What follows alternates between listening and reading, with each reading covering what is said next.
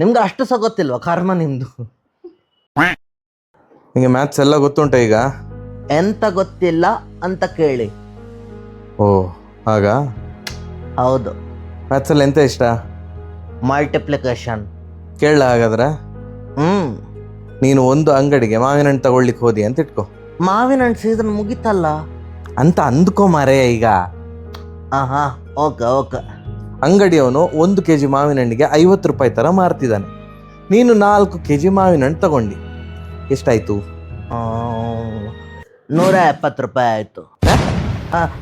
ಸಾರಿ ಹಾ 160 ರೂಪಾಯಿ ಆಯ್ತು. 160 ಹೇಗ? ಹಾ ಬಾರ್ಗೇನ್ ಮಾಡಿದೆ ನಾನು. ಪ್ರತಿ ಕೆಜಿಗೆ 10 ರೂಪಾಯಿ ಬಾರ್ಗೇನ್ ಮಾಡಿದ್ದೇನೆ. 40 ರೂಪಾಯಿ ಆಗಿ ಕೆಜಿ. 40 × 4 160 ರೂಪಾಯಿ. ನಿಮಗೆ ಬಾರ್ಗೇನ್ ಮಾಡಿ ಗೊತ್ತಿಲ್ವಾ?